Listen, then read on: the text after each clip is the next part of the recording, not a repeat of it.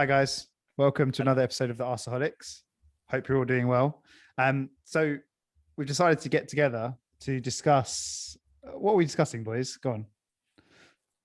Well, I'm not really sure how we started, and I'm not really sure how we got to where we got. But in the end, So we were talking about our player sales. We were talking about transfers. We were talking about our right back situation. We were talking about Hector Bellerin. How much would we potentially get for him if he were to go? Do we want to keep Chambers and Suarez as our options going into next season? Then we were talking about player sales, and that's where the conversation sort of started.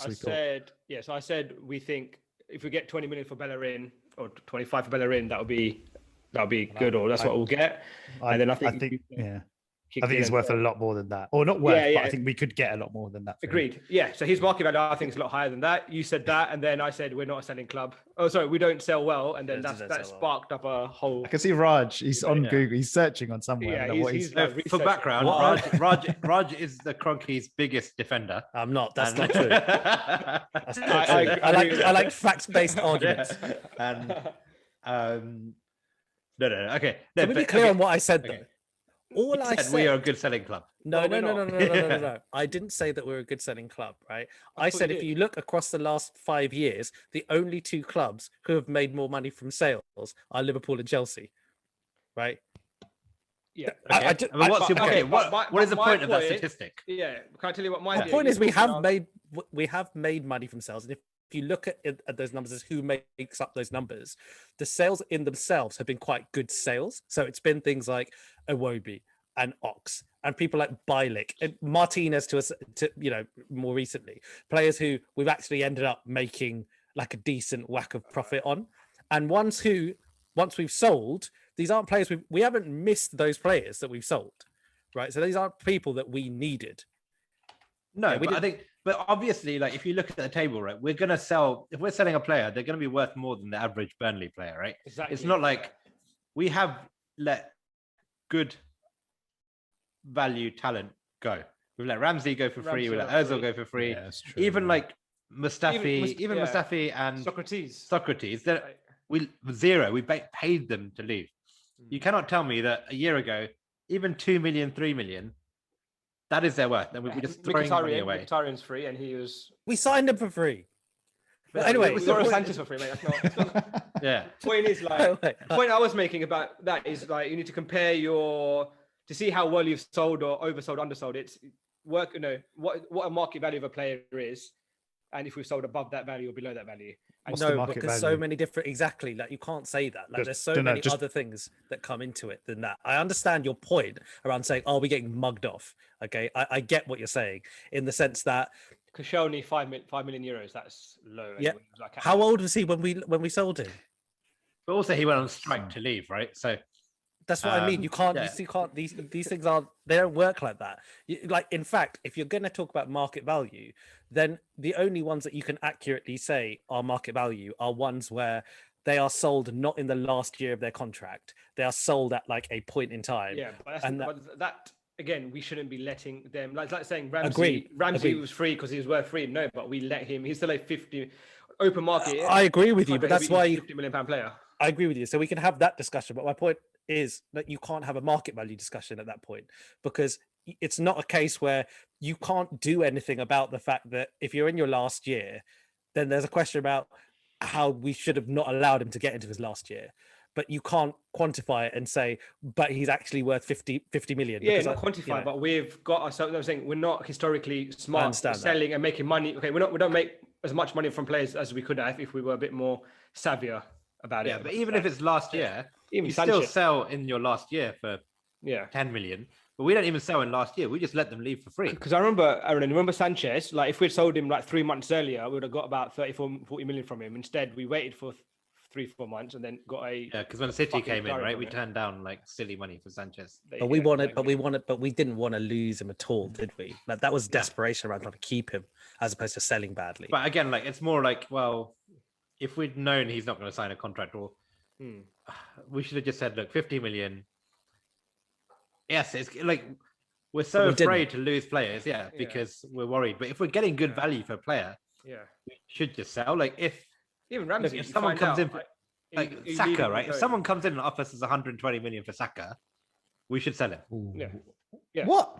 Yeah, 120 million I agree. for Bukayo Saka. We should sell it. Yeah, I agree with that. I agree with that. I completely disagree. I agree with that. Maybe okay, you can argue with 120. You got the emotion. You got the emotional. I agree with that. By the way, you got the emotional attachment to a player, but if he comes in for that much money, we're essentially. We're not building the team around him, but that, so what you're saying this summer? I could buy you 2 Odegaards, right? In effect, if you're saying Odegaard, how do you know how much? I mean, we were talking about this in the last episode, right? How much is Odegaard going to work? We don't know, right? Like.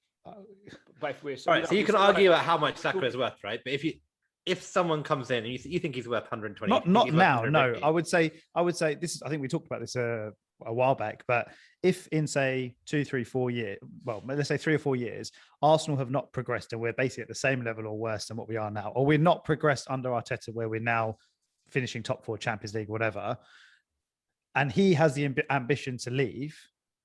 And then I would say yes, but he's only just started his career with Arsenal. Arteta's only just started his journey with Arsenal, or sorry, his plan. And I would 100% say no. You don't accept 120 million only for then. What does that mean for what Arteta's trying to do? Because he's such a key player for us. But you can with 120 million, you could buy 2, 3 players for. But it doesn't always work out. I mean, yeah, okay, fine. In theory, you can, but that when you say rebuild, but then we were just talking about it last episode. What's the priority? It's central attacking midfield. You guys were like, or I think Nero was saying everywhere else is not a priority. Like I'd be happy to take Odegaard for 50, 60, 70 million and leave the rest, the rest of the squad can almost manage. Agree. Yeah, this is what you're going to do with 120 million. But I'd rather have another 120 million. So you're going to sell 120. You're going to sell arguably our best player, or one of our best players, for 120 million to replace him with someone else. That you're not going to be able to do that. Striker from that. Yeah, but you can get 2 good enough players. I don't know. I think we're too early on the journey. Get a striker, then we're sorted, mate.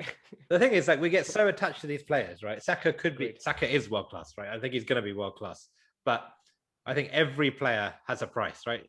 Like, and I'm just saying, like, because we're so like, well, this player is unsellable. No player is unsellable. Agreed. Chelsea sold Hazard for God, how much do they pay for Hazard? I mean, and they don't. It's Chelsea, and they don't need the money, though, right? And to be fair, Hazard was a top player in the Premier League and for Chelsea for how many years? Yeah. Won them the league.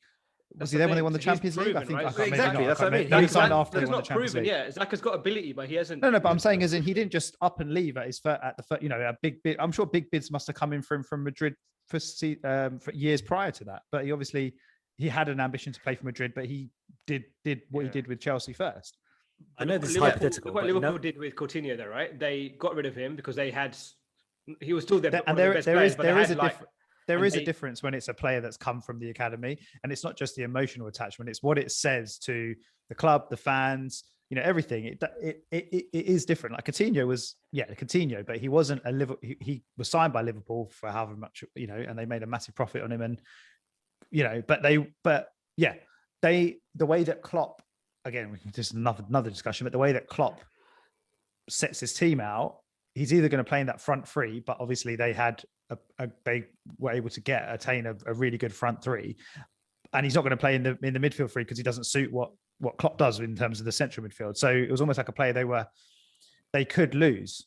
I don't know. I get what you're saying. But because we've got, I'm not saying he's class. No, he's like, we've got that emotional attachment to him. If we had we've got other, I'm not saying he's replaceable, but we've got likes of Martinelli coming through, Odegaard there, Smith Rowe, Pepe. Odegaard's there for another 2 months. No, but that's my point. If we can fund him as well, right? I think, we've got options. I'm not saying he's replaceable, but we've got options there, and I'd rather take the money and rebuild. I think it sends completely the wrong message. I think if you're Emil Smith Rowe and you see Bukayo Saka, your mate, who's been your mate through the academy for the last, I don't know, you tell me how many years, 10 years or whatever, and you see him go for 120 million, he'll be the next one to go. I think it sends completely. If someone gives us another 100. Mate, what are you building? What are you building? If I get 240 million for them 2 players, you can build.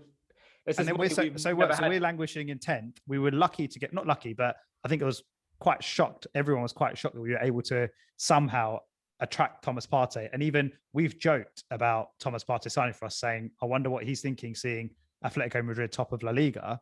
So he potentially is given, not sacrificed, but, he's would have won the league this season, in theory, if he'd have stayed there.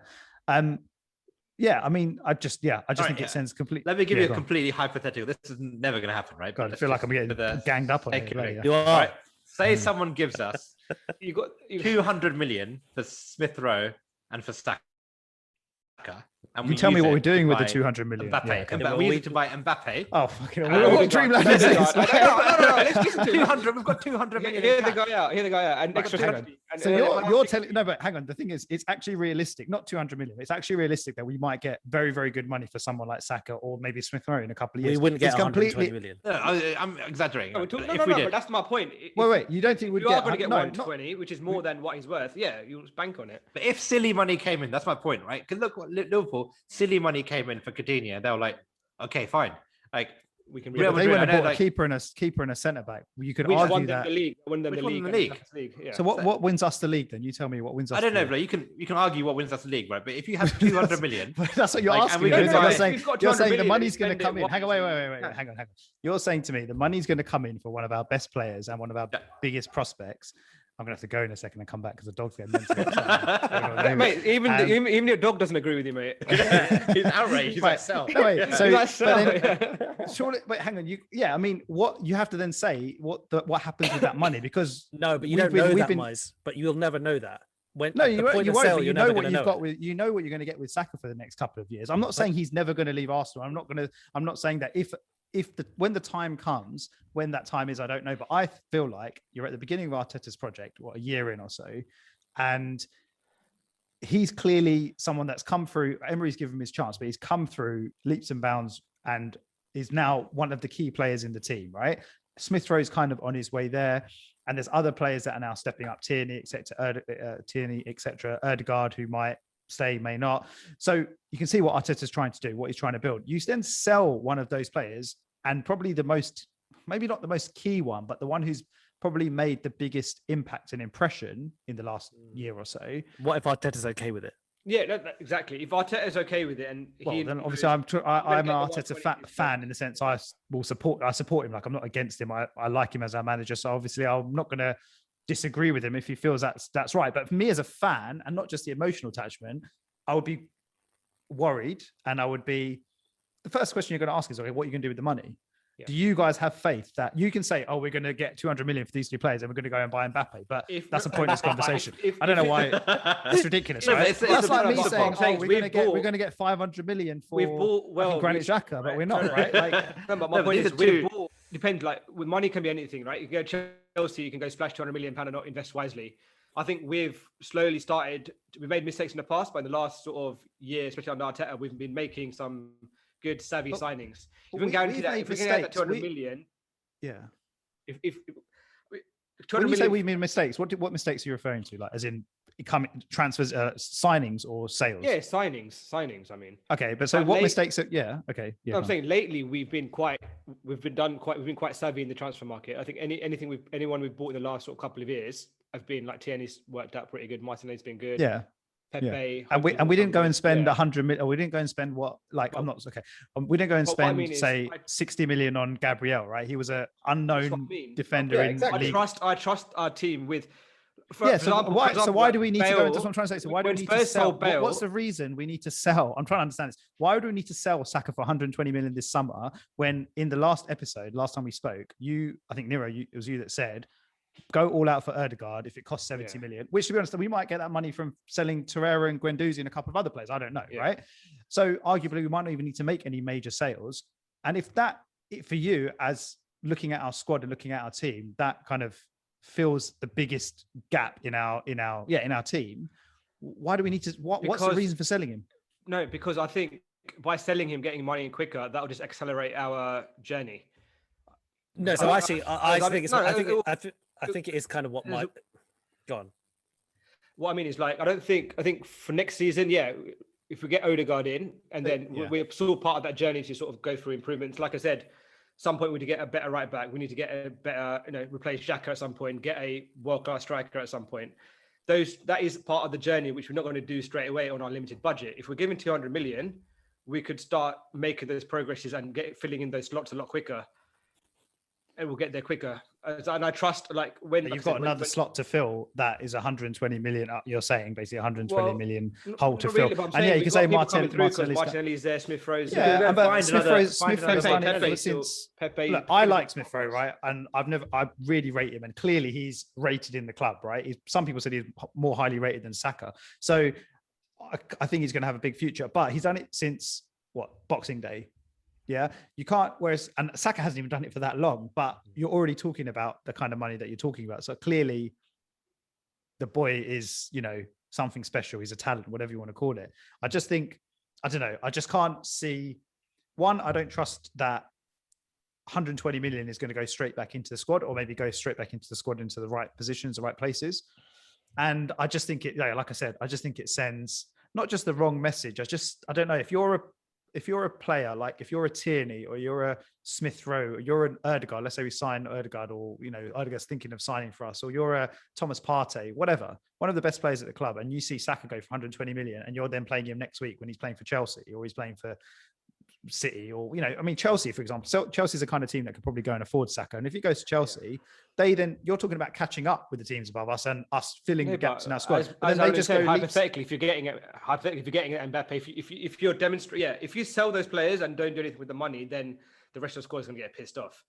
But if you're selling for 120 and you're bringing in another Partey, another Gabriel, another Tierney, for example, in the right wing, then the squad would be like, fine, we've invested the money. But you're talking about Partey, Tierney, and Gabriel as examples of defensive players who traditionally will cost less, unless you're looking at people like Van Dijk, who are like the best centre back in the world, or he wasn't when he signed, but so they obviously knew he was going to be good. If you're talking about filling a player, if you're talking about replacing a player like Saka, okay, I don't know if you're saying, oh, we got Pepe, but you don't even rate Pepe, to be honest. But you're talking about Martinelli or whoever, Willian, for example.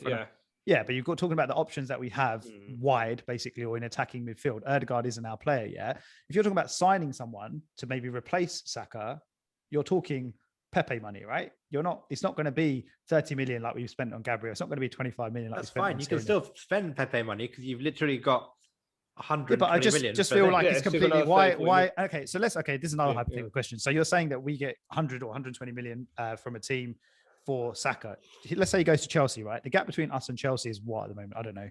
Well, I'm not sure I would say for another Premier League club, right? But I'm saying Barcelona or Real Madrid or Bayern Munich. But no, that was not the question you asked. You said if 120 million pounds bid comes in for thing, then, and if Saka says I want to stay in London, and a bid comes in from City, comes in from Chelsea, comes in from Barca, comes in from Madrid, he might choose Chelsea. I'm not saying he would, right? I probably wouldn't out of those four. Well, I think if for a rival, you put the price up. You say, actually, you say 150. But you're already saying we're getting ridiculous money at 120. I don't know how this conversation is like. This is no, but it depends on who you're empowering as well, right? Because if you're empowering, if you go to Barcelona, we're at the level now where we're not going to be winning the Champions League for the next 2-3 years. Let's be realistic. We're selling all our players. No, but we need to get our first goal. Let's get to top 4. Then let's push for title. Okay. Yeah. We are broke. We have no money, right? We're going to struggle to sign Ødegaard, right? And if 100, let's assume, I fully agree, 120 million has to go back into the team. If it doesn't, then it's pointless. We won't get. Okay, so hypothetically now, we won't get 100. Fine. Hypothetically, we've got 0 balance in our bank account, right? So hypothetically, we might not be able to afford Ødegaard, but then the 120 will get you Ødegaard. No, but get you someone else. But then there's going to be some sales this summer, right? We've talked about Bellerin. We've got 3 right backs technically now. Yeah, I mean Suarez has got no value. Chambers has got some value, and Bellerin's probably got the highest. They might look at that and go, the other two can almost do a job for a couple of seasons. Let's sell Bellerin to PSG. Wanted him last summer, 20, 30, 40. I don't know what the number's going to be. Torreira is probably going to be worth, I don't know, minimum 15, 20 million. Guendouzi, hopefully, if they are going to sell him, they get value for money for him, because obviously he's a young talent. So we don't want to get undersold on him. So and they might even sell Lacazette this summer if they don't renew his contract. So, well, I think, to be honest, Miles, a way of structuring this conversation that we're having in maybe a more meaningful way is actually not that we're going to sign Mbappe after selling Smith Rowe and Saka for 200 million pounds. Well, I think if we sign hypothetical situation. Exactly. If we sign Mbappe, then how are we going to? I'll do a straight swap. Would you do a straight swap? Yeah, of course. So who? But anyway, Mbappe for Saka. Yeah, obviously, yeah. Haaland for Saka. Sorry, of course. All right. Yeah. Hang on. That's his segue. Yeah. All right. Hang on. What I say is, what have you guys been having tonight? The valid points of this conversation, really wholesomely, are I think there's 2. One is the whole conversation of, does every player have their price? Right. That's like a conceptual thing. But the other thing is actually us figuring out, just taking a snapshot and saying, all right, where are we in the league? how are we doing money wise? What do we need to do to give us the tools to get better? Yeah. And say if that is a case, like you're saying, Mize, to be honest, it might be a case that selling some of these players that we know are going to go, whether it be Torreira and Guendouzi and whatever, like gets us to a point where we're able to do the amount of business that realistically we can do, because it's not always just about the money. It's also about who wants to come to you and, you know, all other crap like that. And when you're not playing in the Europa League even, yeah, like it's going to be hard to attract some of the better players. So we're going to have to be fairly savvy anyway.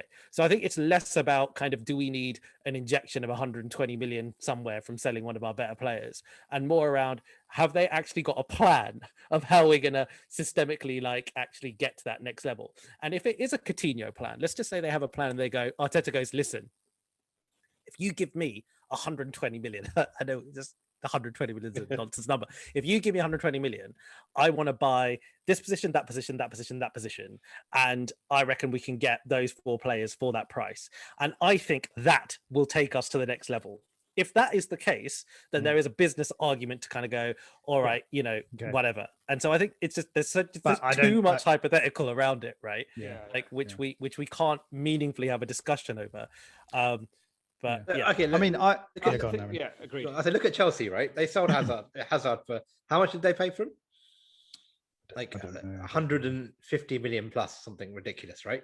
Or was it not that much? Whatever, a silly amount of money, right? I'll look it up. And with that money, they went and bought Werner, Havertz, Ziyech, Chilwell, and they got Thiago Silva probably on high wages, right? Let's assume Didn't they sell him the summer before?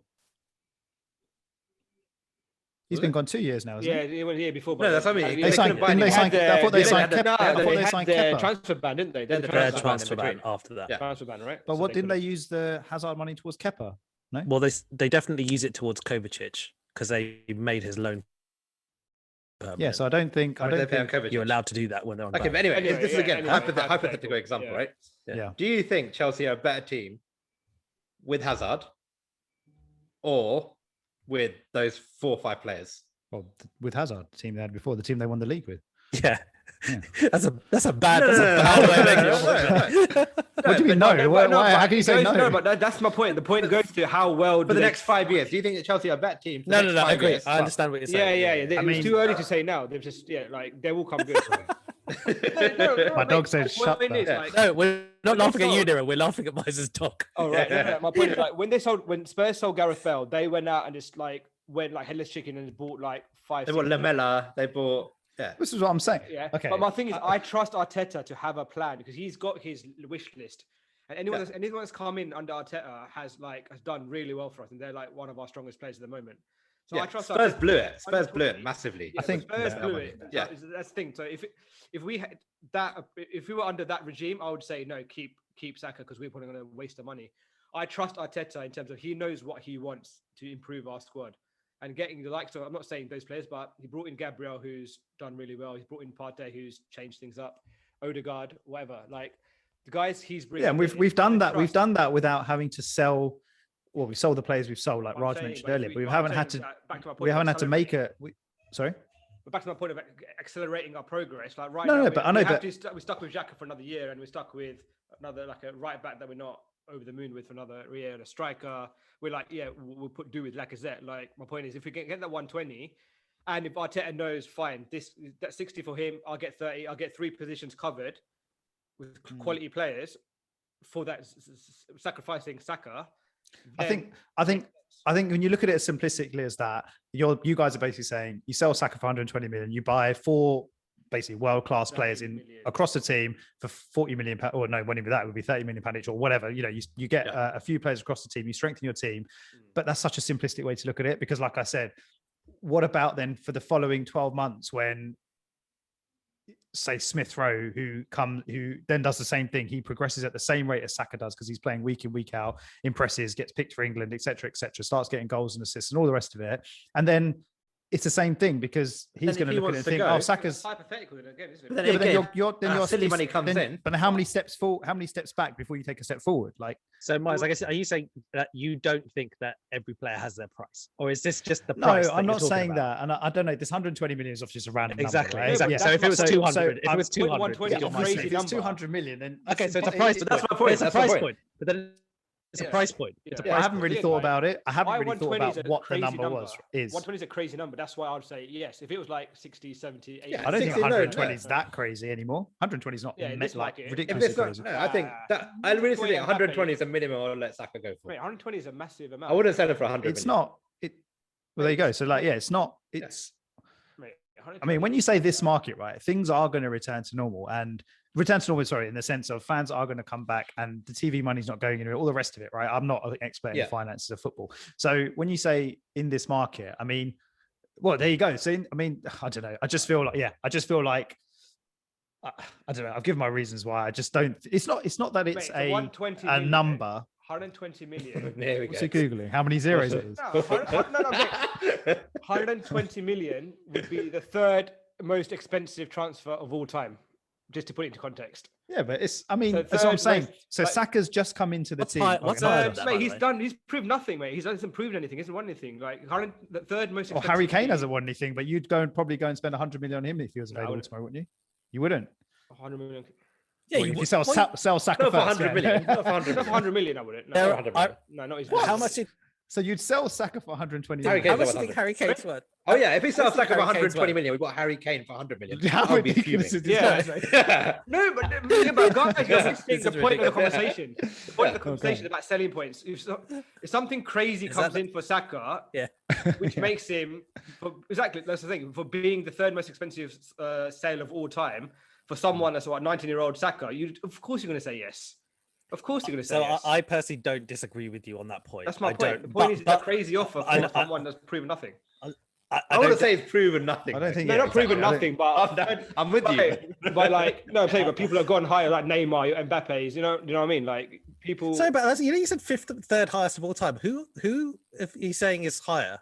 Ronaldo. No, Neymar's ridiculous, and then Mbappe, and then it was. But Hazard went for 150 million. I'm pretty sure you're leaving people out of this. Are you doing this again? Where you just make things up?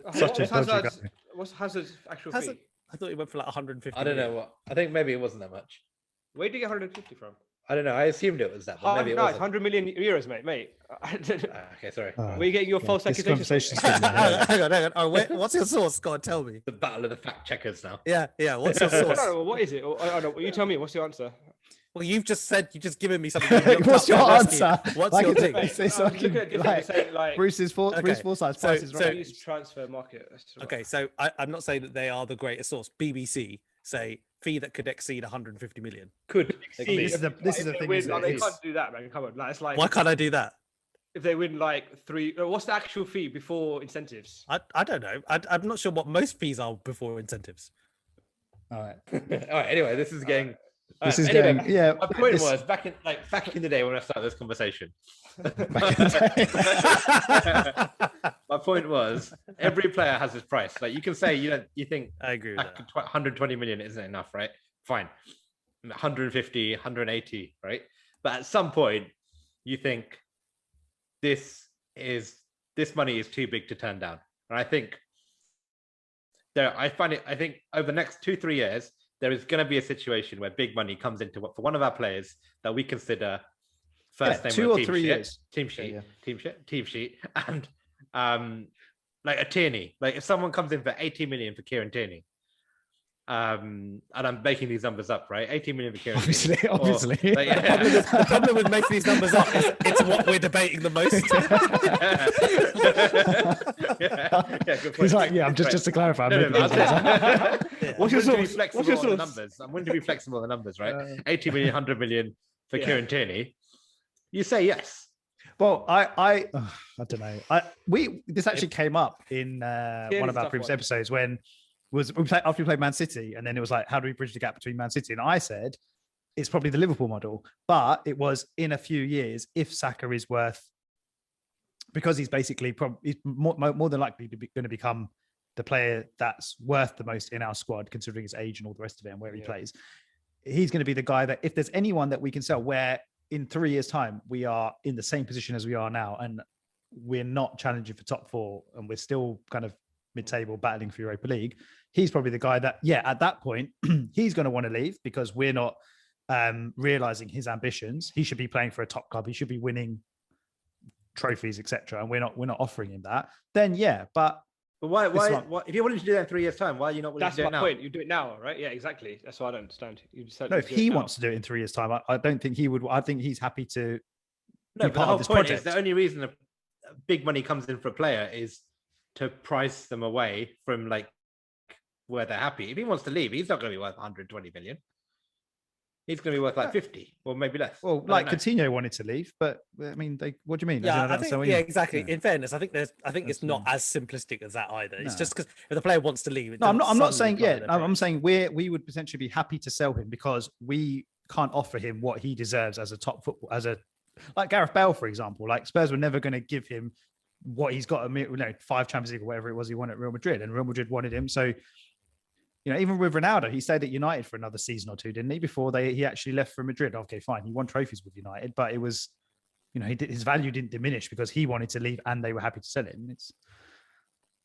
Saka also slightly strikes me as a guy who'd be like, I'm kind of happy to hang out. Sorry, just counter that. Obviously, we were talking before in the episode about Odegaard because he wants to leave. That would drive his price down, right? So I do get that point. It's actually more that I think with the Odegaard, it's more that I think he'd want to come to us specifically. That I think would help drive his price. I'm saying same sort of thing though. Like Saka might say, "I want to go to Barcelona." Yeah, right? No, you're right. If that scenario happens, you're right. But I actually think that our most sellable asset in that way may actually, depending obviously on how the next year or so goes, is Martinelli, because with him, you've got a lot of the Spanish clubs as well that suddenly come into play. Yeah. Exactly. And then maybe that might be a more sensible thing to do, because ultimately, I think with wide players, seemingly they seem to be ones who end up going for a fair amount of money and are relatively replaceable, because like there's just so many wide players like out there or whatever.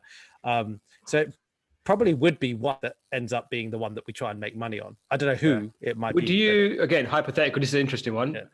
Considering he hasn't really played for us, if someone comes in for Saliba,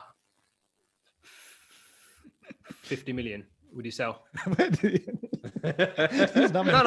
someone who's improved. No, I'm saying back to the same point, right? Because after his loan, he came to 55. Us, there's a lot of hype about Real Madrid and all the big boys looking, because he did really well last season. So there's a lot of interest from European clubs for Saliba, but I think he's still a highly sought after player.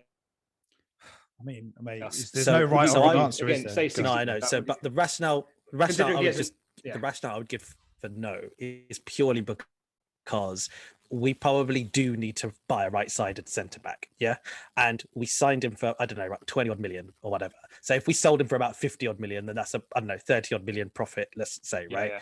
So then if we go out in the market, like, again, it's a risk you're going to take and spend 30 million on. Whereas Saka's proven for us, Saliba is not proven, right? He hasn't played it for us, so we don't know. And clearly, Arteta doesn't trust him enough to play him either. So I understand, but we're not talking about massive amounts of profit here. That's what I'm saying. It's not like, and therefore we can obviously go and with that money go and buy a top class centre half. Like, that's not, if you turn around to me now and said 60 million, 70 million. No, but I'm saying, but that's not profit. But that's not profit. You just said 50 million, right? No, but we've got 50 million in cash, right? You can still go out. But we can go out and buy a world-class centre back. But we paid 20 million for it. Okay, so it's 30 million profit. That's what I'm saying. Profit, but the amount it's about cash, mate. Yeah, like if we got zero, if you sell your house, you don't only have 100k to spend profit on your next house. You have, say you sell your house from 300 to 500k. You buy your house for 500k. Okay, I understand your point. That's fair. Fair enough. Wouldn't buy. I take your point. So we've got 50 million. Even if 30 million was the profit, we've got 50 million spent. We've got 50 million spent. Yeah. My point, I guess my point is, why wouldn't we just see how it went with Saliba before we did that? Like, why would we? Because these guys like to ask these random. No, that's a fair point. You're still making profit on a player without really, we've made profit on a player without even playing. Clearly, who are you going to sign? Who are you going to sign? Clearly, we bought him. We spent a lot of money on someone that is how old is he? Like 18, 19. Like, if he'd fit into the team and he's smashing it and he's doing well, then I'll say no. But to counter your point, right? Like you said, hasn't played him yet. There's something which he hasn't played him because not. Yeah, okay, fine. But to counter your point, right? If you just said like Real Madrid apparently was sniffing around the time we bought him or after we bought him, whatever. So there's obviously a reason for that, right? So you'd like to think that the club have identified this target, got him because like Zidane doesn't rate Odegaard and we do. So Zidane. he said that before, and I didn't pick him up on it. I thought maybe he just said that by accident. Zidane doesn't like I'm saying, but just because Real Madrid, like it could work in the Real Madrid system, might not work in our system. Like Lingard doesn't. Yeah, but then how would you know until he plays, right? Like that's my point. Mate, we could sell him. We could sell him for 50 million, right? And then he could do a Nabry and go and be worth double that, or not double that. He could be worth double that after a year playing for Madrid. You just don't. This is why I said it's a question that it's so difficult to answer. I would like to see him play for Arsenal because clearly he's a talent, and we've identified that talent, gone and got him early at a young age, loaned him back to wherever it was that he played. I can't remember the team now. So yeah, you'd like to think that there's a future for him, but obviously there's some other stuff that's happened that we don't know what's gone on. Well, obviously he's just 19 years old. I think that's and he's 19. Yeah, exactly. Like yeah, but Arteta's not afraid to play youngsters, is he? It's not like all these. He didn't give Saka his debut. ESR only came in because the Brazilian lot were COVID. Yeah, screwed. Yeah, I mean, I'm not. Yeah, he doesn't play Martinelli. Yeah, could counter that as well. It's a fair point. I think my only point was like I was just saying. Obviously, with Saka, it's harder to justify selling Saka because he's already in an integral part of our team. Whereas Saliba signed 2 years ago, hasn't played yet, so that's why I'm thinking it might be there's less attachment there, right? Easier. I think the only reason they'll sell him is if there's something that's happened when he came in the summer and obviously didn't work out, or I don't know what it was. Obviously, there's some stuff going on. And they just feel like it's just not going to work, or he doesn't like, or maybe there's an issue with Arteta. I don't think there is, but yeah, if it's something like that and it's just not going to work, then yeah, they're kind of almost in a position where they're going to have to sell him. And in that case, they're not going to get 50 million from him anyway, I don't think. But otherwise, I don't see why they would have gone to the trouble of Arsenal are not a club that go and spend loads and loads of money on loads and loads of players. We're not a Chelsea or a City, right? But we don't have it though, right? That's what I'm saying here. We don't. Yeah. What we don't have the money. We would if you sell Saka, mate. Yeah, we don't have but we don't have We don't have the money. So we still, we invested heavily into this guy. So there must be something there. And I'd be surprised if they're just going to try and turn a profit on him without seeing him in an Arsenal shirt. In reality, I do actually think if 50 million came in, given what we know now, I can see us doing it. Yeah. What if 49 million came in? Also no. Yeah, I think it'll be a very, very interesting one, because I think the other things that we just got to factor in as well is like if we're not playing in any European competition, what are these players that are going to be available to us that are going to come to us versus clubs who are playing in that European competition? So some of these numbers are, it's fair enough to go like, if we make profit on this, or we make 100 million here, 100 million there, but like it kind of goes back to this. It's almost maybe the best time to do something like this is if we've qualified for the Champions League and say we get in there and then we've got an asset that we can sell, and then we can, maybe that's the best time. That's good. There's loads of different factors in reality that affect this, but I think the point I was trying to make is that how much your mortgage is. every player has a price. Agreed. Yeah, I agree. Every player has a value, even if we love them. Yeah, I'll be very sad if we did sell Saka. So yeah, not that sad though. Clearly, well, not if we give out. We'll go and sign 3 Granit Xhakas, and you guys will be so happy. yeah. One Mustafi, one Xhaka. Yeah, that's another 30 minutes. We're just talking about quantities here. Yeah, but that's the point I was making in terms of recent signings have been good. Like, if we just come off the summer of buying your Xhakas and Mustafis that summer, then I would have said no, we'll spend it wisely. But I think we've improved as a club in terms of we're more savvy in the market and buying players that are actually improving our team. Then I would like the money. See what Pepe? Arteta. It was pre-Arteta, wasn't it, Pepe? Oh, you just talk about Arteta purely, just post Arteta. Yeah, so obviously I think he's got a plan, and it's quite clear from the beginning. He said, the squad's not good enough. Cedric, I know there are frees, but I'm just getting your opinion. No, he's all right. Cedric's good backup, mate. Again, there's no outlet as in transfer fee wise. They were both quite. They're still taking up a squad place. And here's a lot of money. May make Nero think otherwise, right? So this is Spurs got 86 million for Gareth Bale, right? And they bought Roberto Soldado, Eric Lamela, Etienne Capoue, Vlad Kirishe, Paulinho, Nacer Chadli, and Christian Eriksen. Oh man, only Eriksen. Paulinho went to Barcelona after that, didn't he? Was that? Yeah, he did. But I mean, he's a good player now. He did well. That's what I'm saying. He's like class. He plays for Brazil, so used to anyway. Yeah. Yeah, so I'm saying it's not a bad player. Okay, you reel that list of players off. Eriksen. Yeah, Eriksen's the only one that actually probably worked out for them in terms of giving them any, well, not even success, but longevity. Yeah. And Lamela's still there, but he's So a bit of a prick, really. All right, guys, interesting discussion. Cool. So, guys, thanks for tuning in to the Arseholics. It's good we didn't agree on anything for once. It's good to see everyone's different opinions on stuff like this. I thought it was quite insightful. All it took was some random hypothetical made-up numbers. Yeah. It was all he started was Mice calling me out on the 20 million Bellerin sale, wasn't it? Yeah, that's true. Yeah, next week, guys, on the Arseholics, we'll talk about how much Hector Bellerin's worth in today's market. All right, guys. Nice one. Good chat. We'll catch you again next time. Thanks for tuning in, guys. See you later.